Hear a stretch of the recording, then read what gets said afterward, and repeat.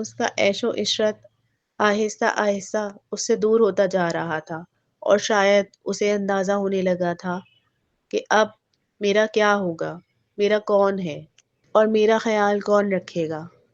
اور دیر ہوتی جا رہی تھی، ماں بھی بیمار رہنے لگی تھی۔ اسے آہستہ آہستہ اس چیز کا احساس ہونے لگا تھا کہ مجھ سے غلطیاں ہو گئی ہیں جن کی اب شاید کوئی تلافی نہیں۔ وہ سمجھتی تھی اس کی ماں کہیں نہیں جائے گی، ہمیشہ اس کے ساتھ رہے گی، اس کا خیال رکھے گی۔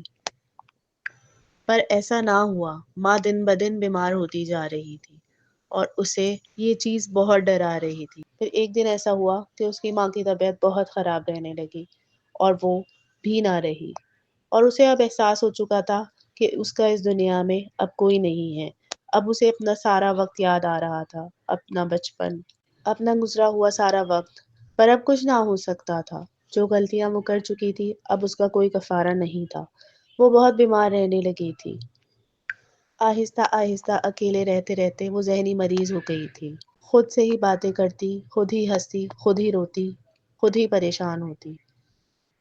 ایک ضد نے اسے ایسے دوراہے پہ لا کے کھڑا کر دیا تھا کہ نہ وہ اب اپنے آپ کو پہچان سکتی تھی، نہ کسی کو جان سکتی۔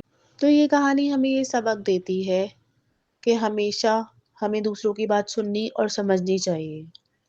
اپنی ضد اور اپنی انا کو ہمیشہ ختم کرنے کی سوچنی چاہیے۔